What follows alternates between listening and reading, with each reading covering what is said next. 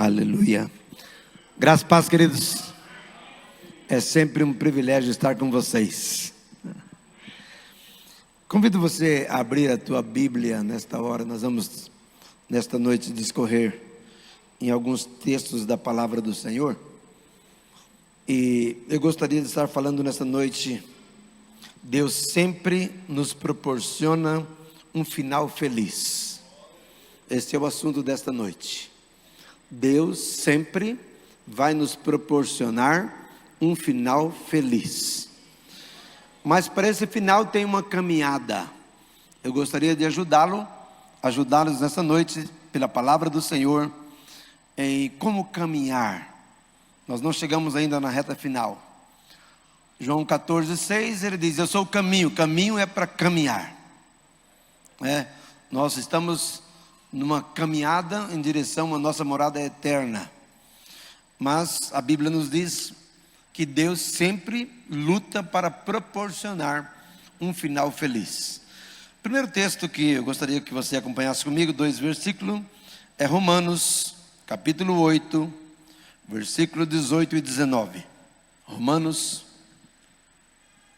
capítulo 8,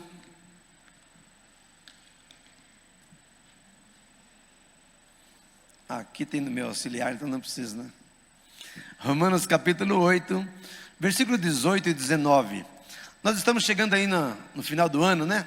Esse é o último mês do ano, já passamos da metade dele.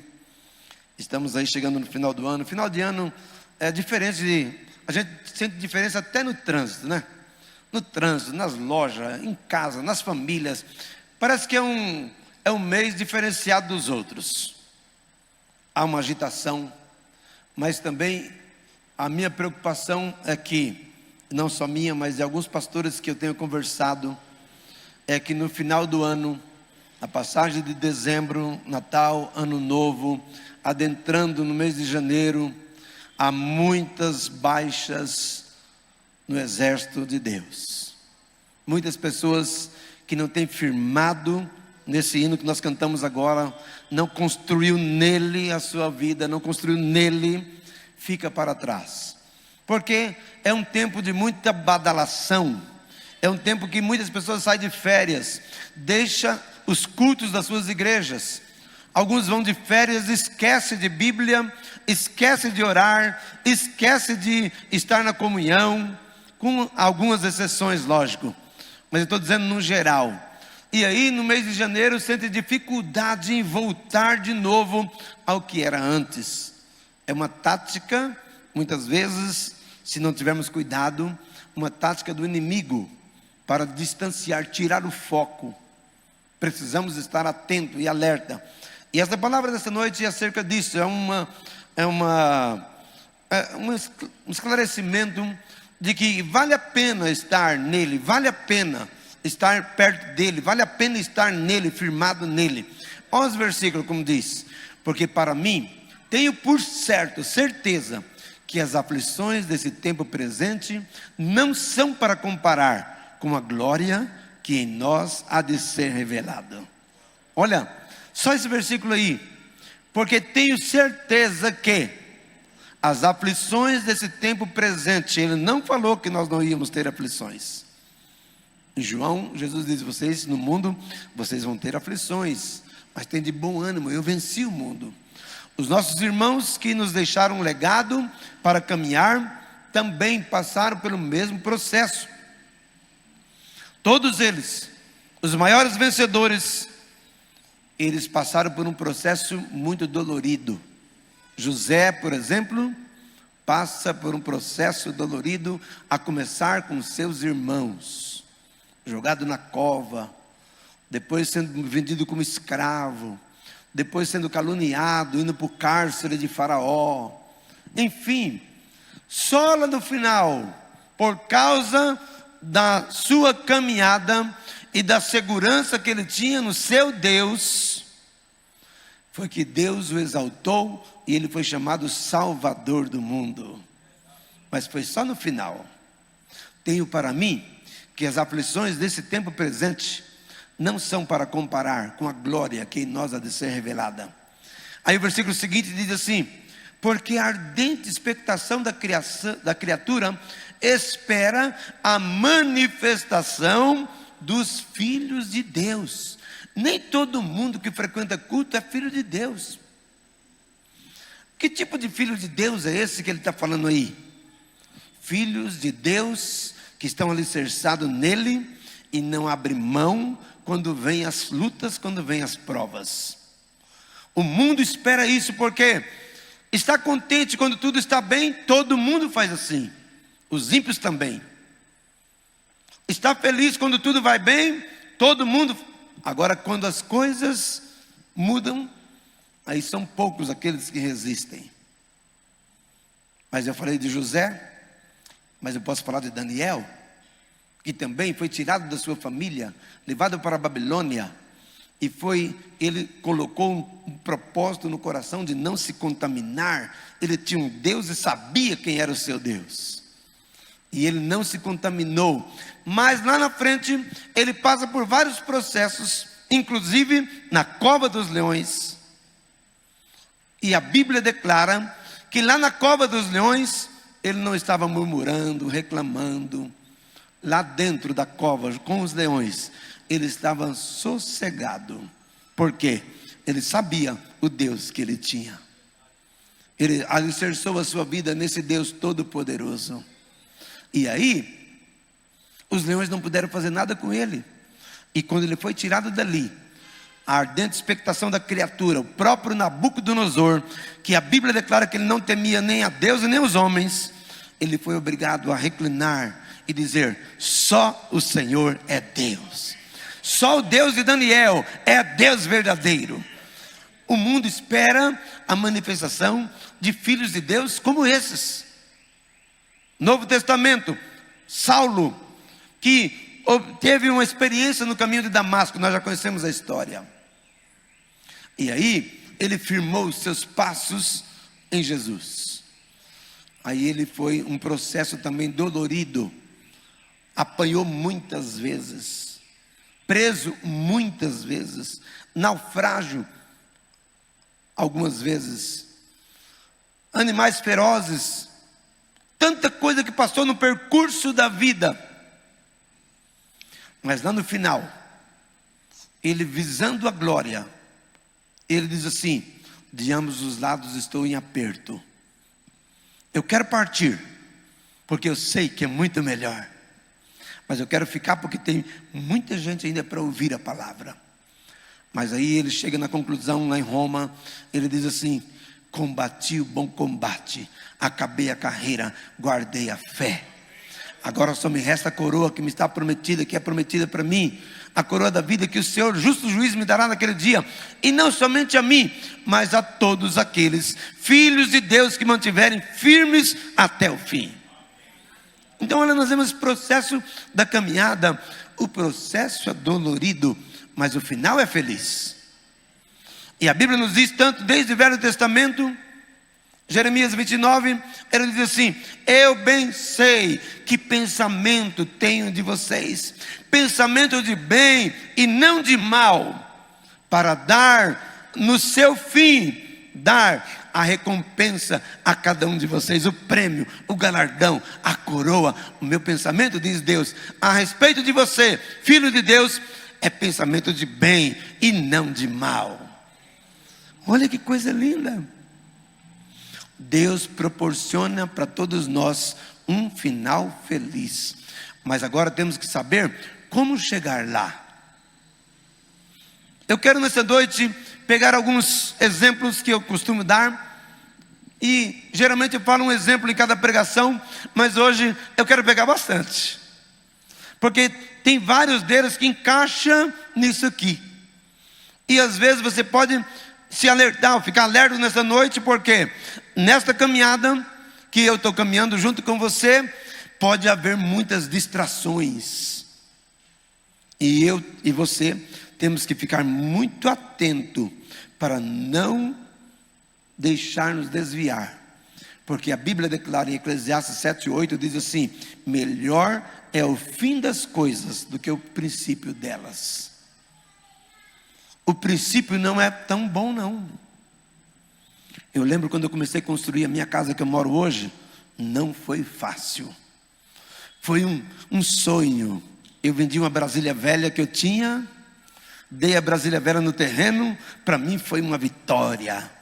A Terezinha, nós vendíamos pastel ali, perto da MAC, vinha do serviço da CMTC até as 2 da tarde, levantava de madrugada até as 2, já estava com os pastel pronto, e a gente pegava uma Kombi velha que meu pai tinha, ia para lá, montava a barraca, vendia 150 pastel para comprar cimento, tudo para construir a nossa casa. No começo, na parte de baixo, foi eu e ela até a noite.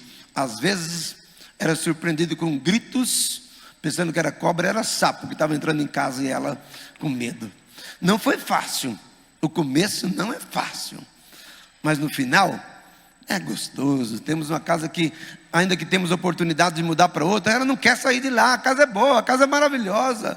O final das coisas é melhor do que o começo.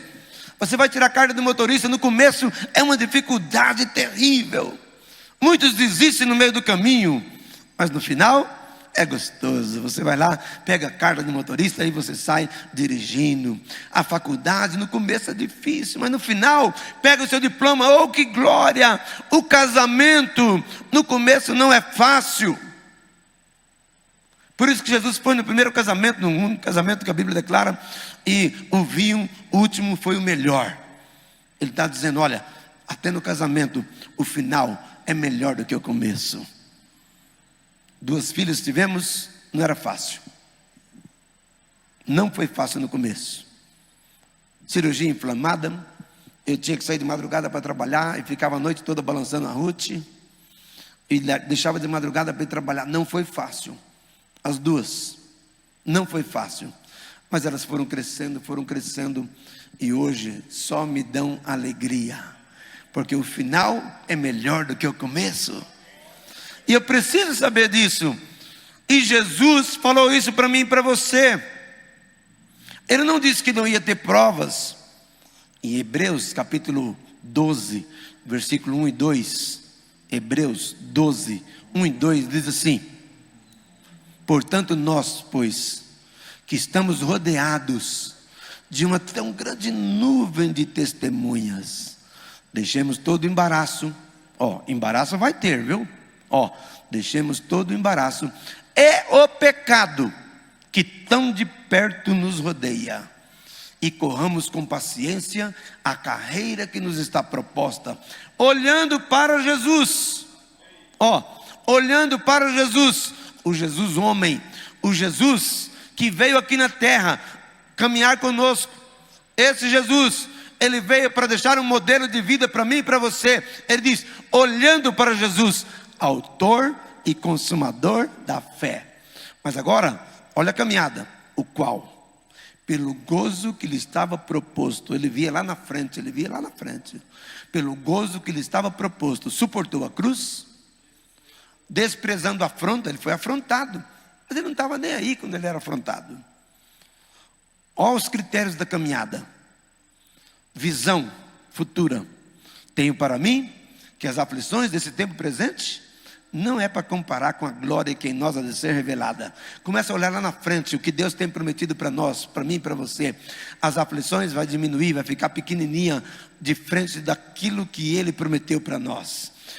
Pelo gozo que lhe estava proposto, suportou a cruz, desprezando a afronta, e assentou-se à destra do trono de Deus. Eita, o final é feliz. Mas a caminhada não é fácil. Primeiro exemplo, a mulher no trem. Uma mulher saiu da sua casa, casada, foi para bem longe de onde moravam seus pais, passou muitos anos. Um dia, tem uma criança, um bebê, e logo em seguida o marido morre, e ela ficou sozinha. Não dava para ficar mais naquele lugar. Ela tinha o nome da cidadezinha que ela nasceu, e ela sabia que o trem passava lá. Ela foi até a estação, comprou a sua passagem, embarcou no trem com o seu bebê, em direção àquela cidadezinha que ela nasceu, para encontrar com alguns dos seus familiares. Era muito frio, E o trem saiu, e ela estava ali no trem, pensando, faz muitos anos, será que eu não vou me perder? O melhor que eu posso fazer é ir até o condutor do trem e falar com ele, quem sabe ele pode me ajudar. Foi passando de vagão em vagão. Quando chegou lá no maquinista, ela explicou a situação. Ele falou para ela, moça, pode confiar, eu sou o único maquinista, eu vou até lá, vou passar de lá. Então, coloca o teu nome aqui. Ela pôs o nome no papelzinho, ele colocou no painel do trem. E falou assim, olha, pode ficar sossegada, que quando chegar naquela estação, na estação que a senhora me falou, eu vou parar o trem, que o trem para lá, eu vou te avisar. Eu mesmo vou te avisar. Combinaram, ela voltou para o seu vagão lá atrás e ficou sossegada. Até que depois de algumas estações, que eram muito longe, depois de muitas estações, alguém sentou perto dela e começou a conversar. Procurou conversa com ela. E ela abriu o coração, começou a falar, começou a explicar para onde ia, tal. Aquela pessoa diz, eu conheço muito bem esse caminho, eu sei onde é, fica tranquila. Ela diz, não moço, mas o maquinista vai me avisar. Ele diz, tudo bem, é bom, mas eu também sei onde é. Depois de muito tempo, anoiteceu, amanheceu. Era bem cedinho, de madrugada, quando o trem parou num determinado lugar. E aquele rapaz que estava sentado perto dela disse, moça, dona, é aqui, corre, é aqui. E a porta do trem abriu e ela desceu com o seu bebê. Quando ela desceu com o seu bebê, estava geada, branco de geada. Só tinha uma árvore, mas tudo branco de geada. E logo quando ela desceu, estava meio escuro ainda, as portas se fecharam e o trem deu partida. Quando o trem foi embora, ela olhou para um lado, olhou para o outro, não tinha ninguém, não habitava ninguém, não tinha casa perto. E ela, com seu bebê, congelando, sentou no pé daquela árvore, ficou ali, e o trem foi embora. Quando chegou na próxima estação, que era a estação que ela ia descer, o maquinista parou, desceu, foi de vagão em vagão, perguntando, cadê a mulher, a senhora falando de tal, cadê a senhora que ia descer nessa estação, cadê a senhora? E de repente, aquele rapaz que falou para ela descer antes, falou, moço, ela desceu uma parada antes. E o maquinista falou, mas não pode ser, uma parada antes não é estação de trem. Uma parada antes é onde os trens param para abastecer. A gente para, só abastece e nem desce do trem, abastece e vai embora. Quem falou para ela descer lá? E ele diz, moço, eu contei pelos números de estação, eu não sabia que o trem parava ali, eu contei pelos números e deu, e eu falei para ela, e ela desceu. Aquele maquinista correu atrás de uma equipe de socorro, e a equipe correu, pegou um carro e voltou lá, mas quando chegou lá, a mulher já estava morta com seu bebê, abraçada com seu bebê, congelados, porque desceu fora do lugar. A vida cristã é assim. No dia que nós nos convertemos, nós chegamos no dono, no maquinista, naquele que conhece a estação, naquele que sabe para onde vamos. Nós chegamos nele, Senhor, eu preciso de salvação, Senhor, me mostra. Tudo bem, fica tranquilo, eu sei que pensamentos tenho de você, eu vou cuidar de você, fica tranquilo, eu te aviso, E nesta caminhada, quantas pessoas vêm, se acerca de nós e dizem assim, você é muito fanático. Não é bem assim, eu também conheço, eu sei a vida eterna, eu conheço disso, eu sou pastor, eu sou isso, eu sou aquilo, eu te falo. E quantas pessoas estão deixando a palavra, estão deixando o maquinista, está deixando o autor, aquele que conhece, e dando ouvido a outros. Tem muitas novidades nos dias de hoje, tem muitas novidades, estão ficando para trás, descendo na estação errada. Nos finais de anos, muitas baladas, muitas facilidades, e muitas vezes desce do trem, desce da viagem certa para ver alguma coisa nova, alguma novidade, e é aí que mora o grande perigo. Deus sempre investiu em nós, E Deus quer o melhor para nós. Eu vou dar alguns exemplos aqui para você, biblicamente falando. Olha, a Bíblia diz em João 14, de 1 a 6, todos nós conhecemos o texto. Ele diz que Ele é o caminho, Ele é a verdade, Ele é a vida. Mas quando foi que Jesus falou isso? Quando os discípulos estavam numa frustração. Jesus tinha falado para eles: olha, nós estamos a caminho de Jerusalém. Olha, vai acontecer. Olha, eu vou ser morto, vão me pegar, vão me bater, vão me prender, vão me matar. E os discípulos ficaram com o coração apertado, dizendo: mas Senhor, como que vai ser de nós? O que vai ser da nossa vida? Aquele que transforma água em vinho vai morrer. Aquele que cura, aquele que ressuscita os mortos, aquele que resolve o problema, está falando que vai morrer. E nós, o que será de nós? E nesta hora de angústia, Jesus volta para ele e diz: não se turbe o vosso coração, não fiquem assim preocupados, não fique preocupado, eu vou preparar lugar para vocês. Agora está sendo difícil, vai ser difícil para vocês, não vai ser fácil não. Eu envio vocês como ovelhas no meio de lobos. É fácil? Não. Mas fica firme, porque eu vou preparar lugar. E quando eu for e vos preparar lugar, virei outra vez e vos levarei para mim mesmo, para que onde eu estiver, vocês estejam também. Eu não sei se alguém aqui está passando por alguma frustração na vida, seja ela de qualquer área, que você está amedrontado, amedrontada. Talvez o médico deu um diagnóstico que mexeu com você. Você está preocupado. Eu não sei o que está acontecendo, mas se a frustração, o medo, o perigo está alcançando você, nesta noite eu uso a palavra do Senhor: não se turbe o vosso coração. Credes em Deus, credes em Deus, crê em Jesus Cristo, porque Ele foi preparar um lugar para mim e para você inigualável. Não se compara. Eu tenho para mim que as aflições desse tempo presente não são para comparar com a glória que em nós há de ser revelado.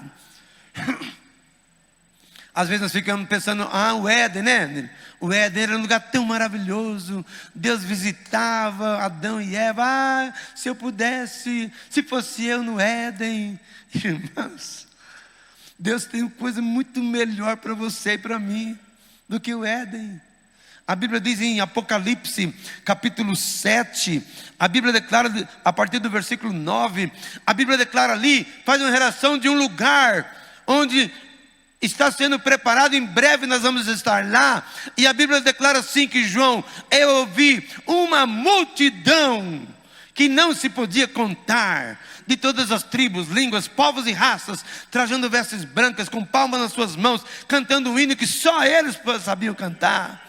E aí, quem são esses? De onde eles vieram? Eles vieram de grande tribulação, de provas, eles vieram de grande tribulação, mas lavaram seus vestidos e as branquearam no sangue do Cordeiro. Por isso estão aqui, merecem, por isso estão aqui. É por causa do sangue do Cordeiro que eles embranqueceram as suas vestes, e eles não desistiram. Não desistiram. E aí ele termina mais para frente dizendo assim: esse lugar não haverá mais morte, nem dor, nem lamento, porque o mesmo Senhor vai estar junto conosco para todo sempre. É melhor do que o Éden. No Éden Deus visitava pela viração do dia, agora Ele está presente todos os dias conosco. É muito melhor, gente. Se nós realmente crescemos nisso, descobrisse isso, essas coisinhas que acontecem com a gente aí, isso aí não era nada. Não é para comparar com a glória que em nós há de ser revelada. Só que eu preciso saber como caminhar, como chegar lá. Tem muita gente que está nessa caminhada e sofrendo de bobeira. O moço queria fazer uma viagem de cruzeiro, navio. Eu também tenho vontade. Eu até falei para ter que desafiei ela para o ano que vem, a gente começar a pagar aí desde janeiro e fazer um cruzeiro. Eu já andei de avião, já andei tanto de navio nunca. Eu vou fazer isso, se Deus quiser. Mas esse rapaz, ele pegou e tinha um sonho. E alguém que tinha, mas ele não tinha dinheiro. E alguém que tinha dinheiro soube desse sonho. E um dia chegou para ele e disse assim: meu amigo, eu soube que você tem um sonho de fazer um cruzeiro, uma viagem de cruzeiro. Ele falou: tem mesmo, é o meu sonho. Então, é o seguinte, está aqui, ó, um presente para você. E deu a passagem para ele, comprou a passagem, pôs na mão dele, diz aqui, ó, esta é a passagem do cruzeiro. Realize o seu sonho, está aqui, vá divertir. Ele pegou aquela passagem com todo prazer, com tanta alegria, e no dia marcado ele foi lá para o mar, e chegou lá no embarque, embarcou, mostrou a passagem, embarcou, falaram: olha, a tua cabine é essa aqui e tal, deu para ele o número, você vai, aqui fica à vontade, tá? Ele pegou a sua maletinha, tinha levado um pouco de farofa, e aí entrou na sua cabine, ficou lá, fechou. E pela janelinha, ele olhava o mar, olhava e estava feliz. Quando chegou na hora de comer, ele pegou, tirou a sua marmita, comeu um pouco da sua farofa. Ele calculou para o tanto de dia ele tinha levado. E aí passou, anoiteceu, amanheceu no dia, comeu mais um pouco da marmita. E olhava pela janelinha, via os outros lá fora. E a viagem foi indo. Ele viajou o tempo, 3 dias. E viajou e foi. Quando voltou, de volta, no desembarque, um dos amigos que sabia que ele estava no navio falou: rapaz, o que aconteceu? Eu pensei que você não tinha viajado. Eu não vi você. Não, eu estava aqui, eu estava lá no meu quartinho. Mas rapaz, 3 dias de viagem e você não saiu para divertir? Tem piscina, tem refrigerante à vontade, tem suco de qualquer qualidade, tem carne, tem churrasco, tem tudo aí, meu. E você ficou dentro da tua gabininha comendo a tua farofa? Que é isso, rapaz? É porque eu não tinha dinheiro para pagar. Ah, qual foi a sua decepção quando aquele homem falou para ele: rapaz, na passagem está incluído tudo. Quem tem a passagem tem direito em tudo do navio. Todos os brinquedos, toda a diversão, todo tipo de comida, sobremesa, pudim, pode comer de tudo, está tudo incluído na passagem. Você tinha passagem? Ah, mas eu não sabia. Irmãos, quantas pessoas estão vivendo desse jeito na vida cristã? Ah, ganhou a passagem, ganhei a salvação. Quem crê será salvo. Eu sou salvo. Mas tem um decorrer. Nós estamos na terra ainda. Eu espero ficar bastante ainda nela. Estamos na terra. Na terra tem muita coisa maravilhosa. Tem muita bênção. Tem muita coisa boa para se desfrutar na terra, da parte de Deus. Mas, se você não descobre, se você não crê, se você não toma posse, você vai viajar como esse rapaz, vendo só na superfície, mas não desfruta de nada. Por isso, a vida de muitos crentes é monótona, não vale a pena. Muitos desistem na caminhada por causa disso, porque não vê a alegria da salvação, só vê as dificuldades. Crente não pode fazer isso, não pode fazer aquilo, não pode fazer aquilo, não pode fazer aquilo, mas não vê as coisas que Deus proporciona para nós, tanto motivo de alegria, tanta coisa boa que Deus proporciona, está aí tudo incluso na passagem. Ele já pagou o preço por tudo, e nós precisamos descobrir isso, para poder, aí sim, você pode dizer: tenho para mim que as aflições desse tempo presente não são para comparar. Porque hoje eu posso estar com dificuldade, mas ela vai passar. Amanhã ela vai ser substituída. Deus vai substituir isso. A Bíblia declara, olha, um texto muito conhecido, Filipenses 3, 20 e 21, diz assim: porque a nossa cidade está no céu, de onde também esperamos o Salvador, o Senhor Jesus Cristo. Ele vai fazer o quê? transformará o nosso corpo abatido. Transformará o nosso corpo abatido. Às vezes eu vejo para a Rutinha aqui, né, Ruth? Permita-me pegar como exemplo. Eu olho para a Ruth e vejo as dificuldades que ela às vezes enfrenta para vir aqui, para andar, os seus pés. Mas vai conversar com ela, ela não está reclamando de Deus, reclamando por causa disso, porque eu tenho certeza que ela está olhando lá na frente. Um dia esses pés não vão estar assim. Um dia essas coisas que nós temos agora não vamos ter. Um dia esse corpo abatido, diz aqui o texto, que transformará o nosso corpo abatido para ser conforme o seu corpo glorioso, segundo o seu eficaz poder de sujeitar também a si todas as coisas. Se você não gosta muito do teu corpo, glorifique a Deus, porque ele vai ser transformado, ele vai ser mudado. Mas agora nessa caminhada, você precisa aprender a caminhar nele, a caminhar nela. Porque no trem da nossa viagem, ele passa todos os dias à porta da bênção. Deixa eu contar outro para você. Um rapaz muito perverso, foi criado, desobedecia os pais, desonrou seus pais, só dava raiva para os seus pais. E o pai dele era fazendeiro, tinha tudo o que ele precisava. Mas ele, aquele menino ingrato, só reclamavam, queria desfrutar da vida. Um dia, com os 16 anos, ele pega a sua mala e fala um monte para o pai, diz: eu não preciso do senhor, e fala um monte de desaforo, e pegou e foi embora. Não deu satisfação. Alguns anos se passaram, ele nunca mandou notícia, e um dia, depois de gastar tudo, sofrendo,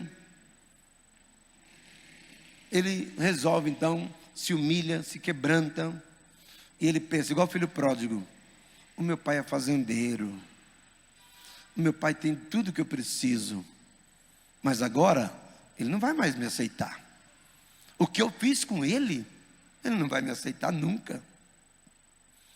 E ficou remoendo aquilo muito tempo, até que um dia ele decidiu, e ele então pegou um papel, escreveu uma carta para o pai, pôs no correio, e na carta ele dizia assim: pai, eu fui muito mal com o senhor, e falou tudo, e eu reconheço que eu te desonrei, mas pai, por favor, eu te peço, será que o senhor consegue me perdoar? Será que o senhor consegue me receber de volta? Eu acredito que não, eu nem acredito que o senhor vai me receber, mas eu vou tentar. Pois na carta da pai, sabe aquela paineira que tem na frente do portão da fazenda, onde o trem passa?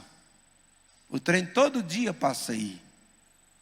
Pai, se o senhor me receber como filho de novo, me perdoar, eu não quero nada dos seus bens, eu quero só ser filho.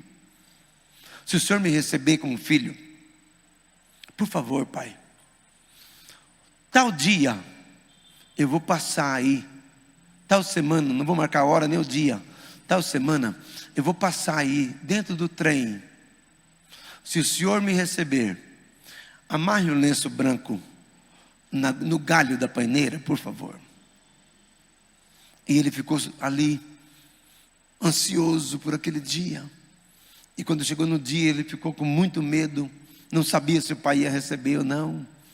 E ele então pega as suas coisinhas que ainda tinha e compra a passagem do trem, senta lá. E ele vinha, quando foi aproximando da fazenda, ele não queria nem olhar para lá, tinha medo de olhar. Ele começou a chorar, e se não tiver nenhum lenço lá, e meu pai nunca mais vai me querer. E aí ficou naquela angústia. Mas ele sentou perto da janela, e quando estava chegando na fazenda, ele ficou perto da janela, e quando ele avista a árvore na frente da fazenda do pai, ele ficou surpreso, que não tinha um lenço branco. Toda a árvore estava cheia de lenços brancos, para que ele não tivesse dúvida. É assim que funciona. Quantas pessoas deixaram a casa do Pai? Quantas pessoas deixaram a comunhão? Hoje choram, se arrependem, mas não voltam, porque não querem submeter, não querem se humilhar.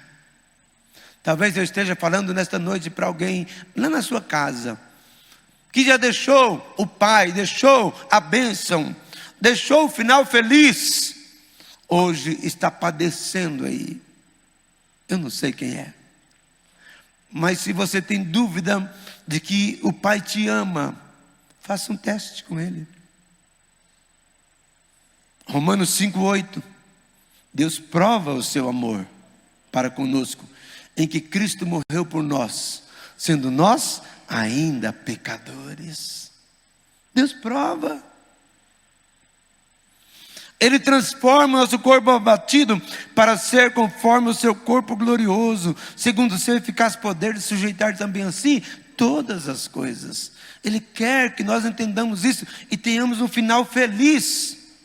A Bíblia declara sobre isso, esse corpo glorificado em troca de um corpo abatido. A Bíblia declara que esse corpo é como uma casa velha. Olha o que a Bíblia declara em 2 Coríntios capítulo 5, versículo 1, 2 e 3. Ele diz assim: porque sabemos que, temos com certeza que, quando esse tabernáculo desta casa velha se desfizer, temos de Deus um edifício, uma casa não feita por mãos, eterna nos céus. É uma troca, irmãos, que não tem comparação. Às vezes nós ficamos aí grudados, não queremos partir desta vida. Mas ele chama essa casa velha, ele chama de um templo abatido. Sabemos que quando esse tabernáculo desta casa se desfizer, temos de Deus um edifício, uma casa não feita por mãos, eterna nos céus. Também a presença de Deus, Mateus 28, 20, diz que Ele está presente conosco todos os dias. Antigamente, na velha aliança, o Senhor visitava o seu povo, mas hoje não, gente, hoje não, Ele mora dentro de nós. Olha a comparação. Eu sei que as aflições desse tempo presente não é para comparar com a glória que em nós há de ser revelada. Podia contar do menino da escola que foi ameaçado na aula. Quando sair lá fora a gente pega 2 maiores do que ele, e ele tremeu, não via a hora de acabar a aula para ele correr. Mas quando tocou a sirene, os 2 grandão já pegaram do lado do outro, saíram do lado do outro dele, ameaçando. Não, depois do portão já era. Quando ele aproxima do portão, papai naquele dia foi buscá-lo, e o pai estava lá no portão. Quando ele viu o pai, ele abriu um sorriso. Papai, foi o senhor que veio me buscar hoje, papai? Que bom.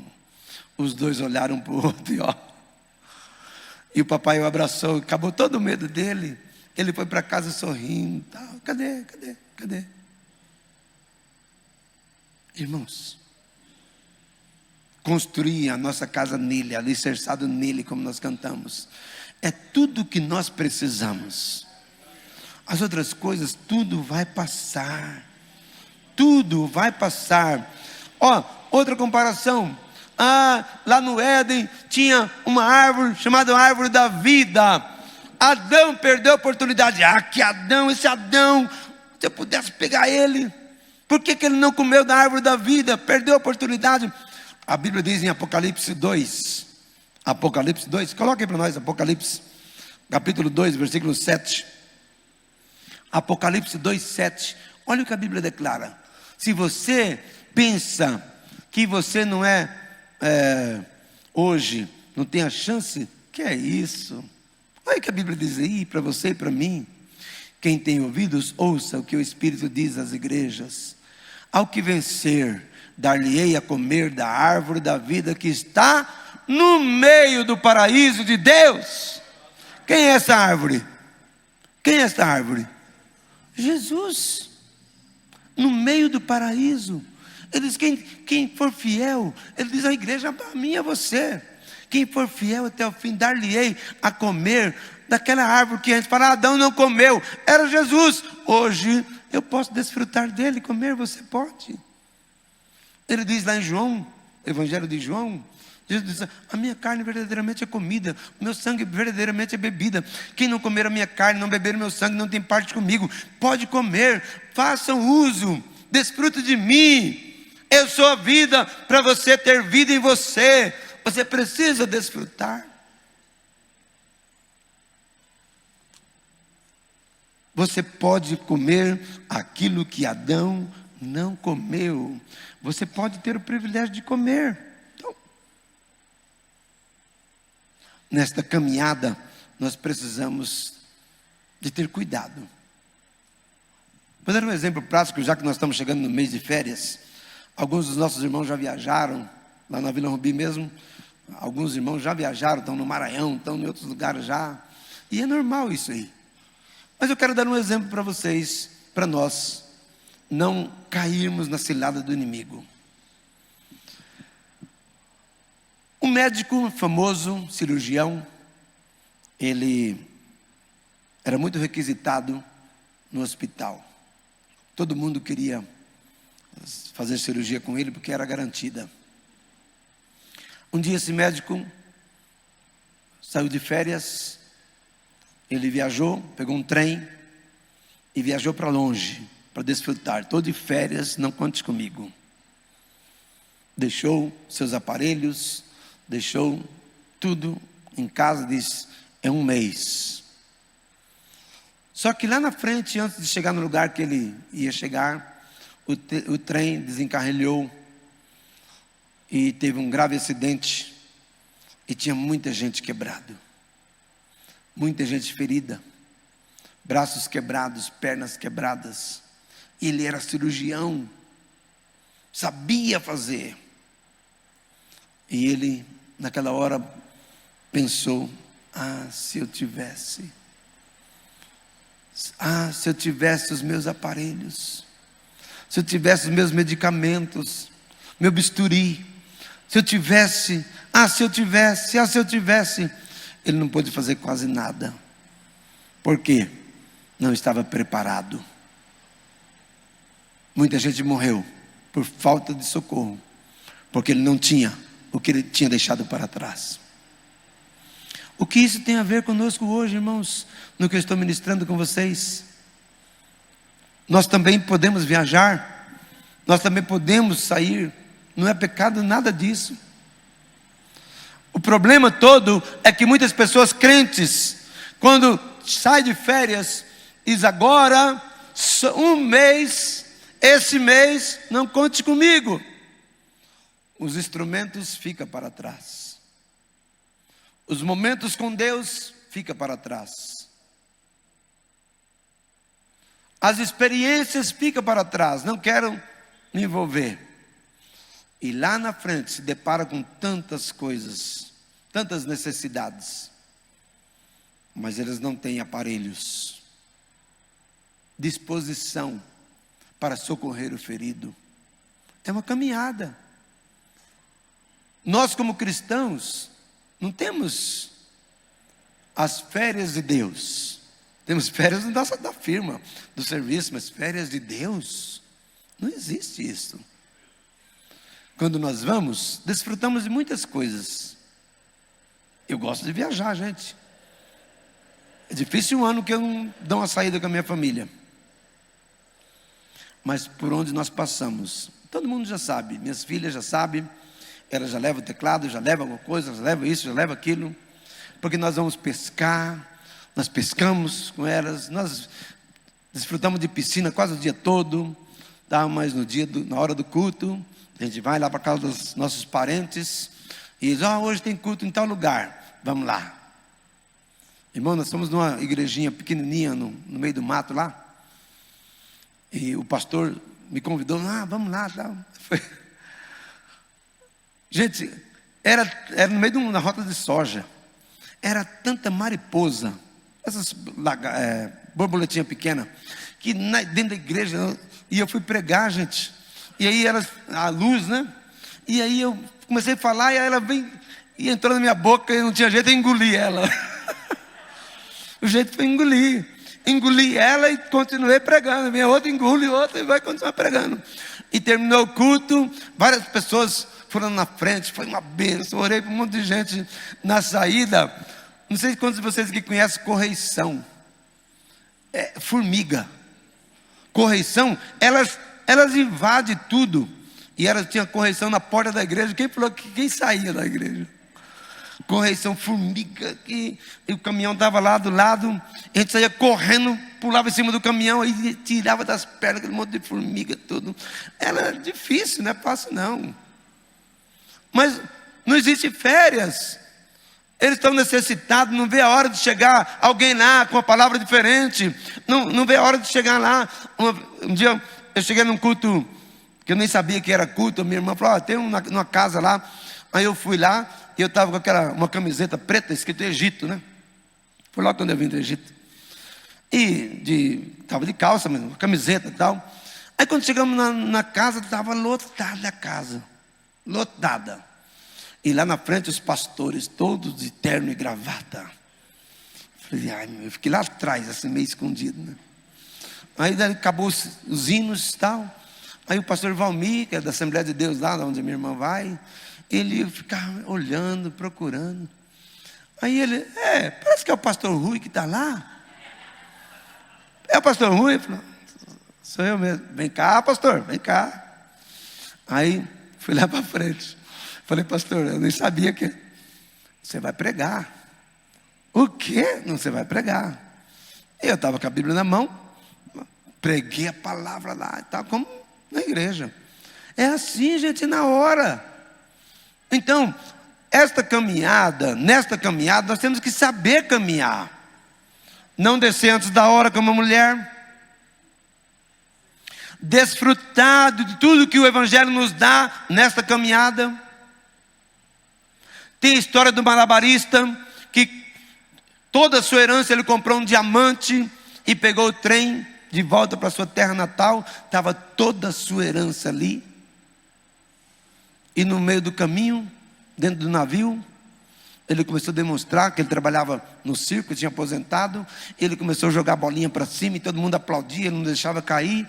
Aí foi empolgando, ele estava na beirada do navio.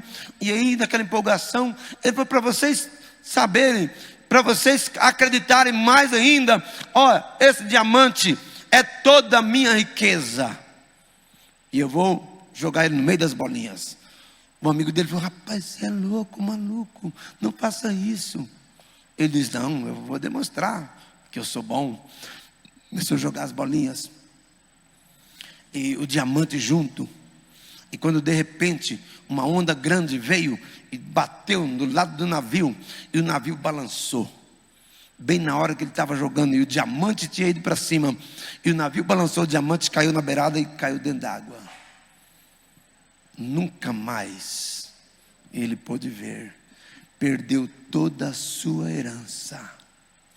Você tem, a Bíblia chama de um tesouro, num vaso de barro. Cuidado com esse tesouro. Porque o valor não é o vaso, o valor é o tesouro. Não brinque com a sua salvação. Não pense em uma balada, em alguma coisa, e depois tudo vai dar certo. Cuidado com o diamante, porque ele pode estar correndo risco. Pode estar correndo risco. Então nesta noite, eu deixo essa palavra com vocês. Amados, atente para esta caminhada. Filipenses 2, 1 ou 2, ele diz assim, vamos ler esse versículo para encerrar? Se há algum conforto em Cristo, se há alguma consolação, se você vê todas essas coisas que eu falei aí, se você pensa nisso e que realmente vale a pena, então, olha, cuidado. Filipenses 2, 1 e 2. Ainda tem lá? Filipenses 2, 1 e 2, por favor. E só lembrando, quando ele está pondo lá, desde o Velho Testamento, Deus trabalhou assim. No Velho Testamento, em Deuteronômio, capítulo 8, lá, a Bíblia declara que Deus falou assim, olha, eu te deixei ter fome. Eu te deixei passar necessidade. Eu te deixei fazer isso para ver onde estava o teu coração, se era bom ou não. Mas aí no versículo 6 ele diz assim, para no teu fim, te dar o quê? A bênção. A bênção sempre está no final. Por isso, não desista no meio do caminho. As tribulações que vão vir, as aflições, nem se compara com a glória que em nós há de ser revelada. Portanto, se há algum conforto em Cristo, se há alguma consolação de amor, se há alguma comunhão no Espírito, se há alguns entranháveis afetos e compaixões, completai o meu gozo, para que sintais o mesmo, tendo o mesmo amor, o mesmo ânimo, sentindo uma mesma coisa. Amém? Deixo essa palavra com vocês nesta noite. Não desista, porque vale a pena. É melhor o fim das coisas do que o começo delas. Amém.